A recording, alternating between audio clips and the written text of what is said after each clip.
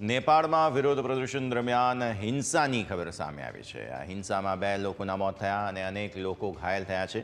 હિંસક અથડામણમાં 12 પોલીસકર્મીઓ ઘાયલ થયા છે। રાજાશાહીની માગ સાથે નેપાળમાં સતત વિરોધ પ્રદર્શન યથાવત છે। આપને જણાવીશું કે અત્યારે નેપાળમાં લોકતંત્ર છે અને આ લોકતંત્રમાં પ્રધાનમંત્રી જે છે તે અહીં કાર્યરત હોય, પરંતુ લોકો હવે ફરી એકવાર રાજાશાહી લાગુ કરો તેવી માગ કરી રહ્યા છે। કાઠમંડુમાં વિરોધીઓ અને સુરક્ષા દળો વચ્ચે અથડામણ ચાલી। આ પ્રદર્શનકારીઓએ સુરક્ષા કોર્ડન તોડવાનો પ્રયત્ન કર્યો હતો। ગૃહ મંત્રાલયમાં સુરક્ષા વડાઓએ જે ઇમરજન્સી બેઠકનું આયોજન કર્યું હતું, કાઠમંડુનું જે ત્રિભુવન ઇન્ટરનેશનલ એરપોર્ટ છે તેને હાલ બંધ કરી દેવાયું છે। નેપાળે 2008માં સંસદ દ્વારા રાજાશાહીને નાબૂદ કરીને તેને ધર્મનિરપેક્ષ સંઘીય લોકતાંત્રિક પ્રજાસત્તાક બનાવ્યું હતું। જોકે તાજેતરમાં રાજાશાહીની પુનઃસ્થાપનાની માગ તીવ્ર બની છે।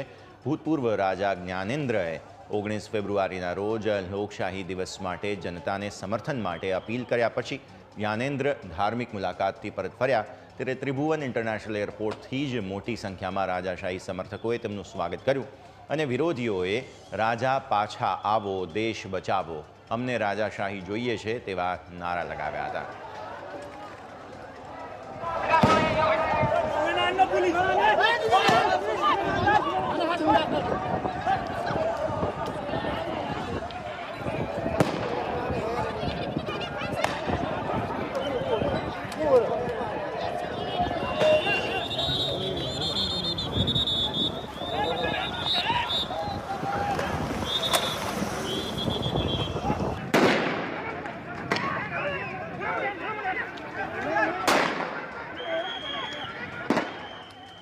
સમજો, રાજાશાહીની માગ શા માટે ઉઠી?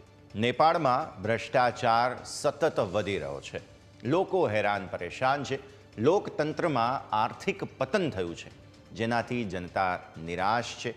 લોકતંત્રમાં જે રીતે પ્રધાનમંત્રી બની રહ્યા છે, દેશની રાજનીતિ ગરમાઈ છે, નેપાળમાં રાજકીય અસ્થિરતા છે, આથી લોકો રાજાશાહીની માગ કરી રહ્યા છે।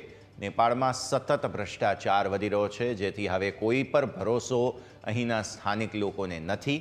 આર્થિક પતન થઈ રહ્યું છે, જેથી જનતા નિરાશ છે।